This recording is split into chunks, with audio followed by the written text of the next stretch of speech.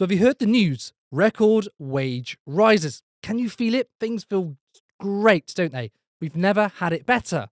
Well, that's according to the mainstream media, and look at the way they present the facts. UK wages rise at fastest rate since records began. But if we look into it, and we don't need to go that far, we can actually look at the very same BBC article, we can see the true picture. Wages grew at a record annual pace in the April to June period, according to new official figures. Regular pay rose by 7.8% and the highest annual growth rate since comparable records began in 2001. Now, they say regular pay, but that's not very scientific, is it? Are they looking at the median? Because it's clear that we have gross levels of inequality, so the super rich are obviously going to push up the median wage. Now, Darren Morgan, who is the Director of Economic Statistics at the ONS, said the latest figure suggests real pay growth, which takes into account the rate of inflation, is recovering. But hold on a second, inflation is at 7.9%, so that's 0.1% higher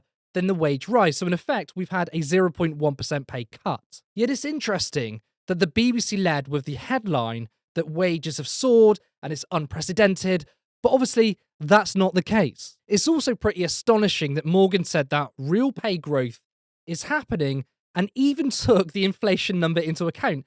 Can this man count? I mean, he's some big director at the ONS, and the figures literally show wages are stagnant. Now it gets worse. New inflation figures are due out on Wednesday, and analysts expect them to show price growth slowed down again during July to between 6.7 and 7%. However, that remains far higher than the Bank of England's target to keep inflation at 2%. Stronger wages will stoke concerns that price rises will take longer to ease. So once again, the Bank of England's response to so-called strong wages is to push interest rates up. The Bank of England have this, and it's not just them, psychotic response to wages apparently increasing.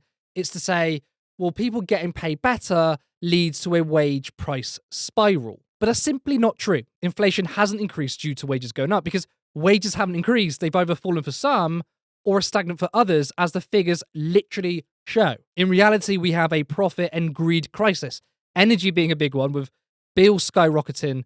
Oil barons are posting record profits. Price cap changes let British gas profits balloon to near £1 billion record. Profits at the biggest UK energy supplier, British Gas, ballooned to a record of almost £1 billion in the first half of the year, at a time when millions of families were struggling to pay their bills. British Gas's owner, energy giant Centrica, said the near tenfold increase in profits to £969 million in the 6 months to June was mainly due to one-off factors linked to the operation of Ofgem's price cap. So we have a price cap in place to curb the profits of companies in order to make it easier for people to pay their bills. Now, that alone shows how privatization is a scam, that the government literally has to regulate the prices so they don't rip people off. Now the government has increased the cap, and what's happened?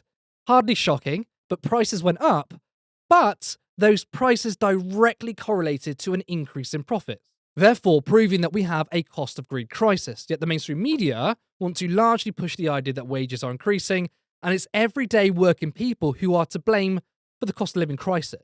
Now, this then works in tandem with blaming striking workers who want fair pay because it's somehow unaffordable. But by not tackling the root cause, which is record profits and inequality, we will forever be stuck in a vicious cycle of blaming wage increases on inflation. Then inflation creates a cost of living crisis, in which in turn, we then look at working people and say, well, they're getting paid too much. We are in a class war, and the media are a part of it. This is an incredibly simple issue dressed up as a complex one.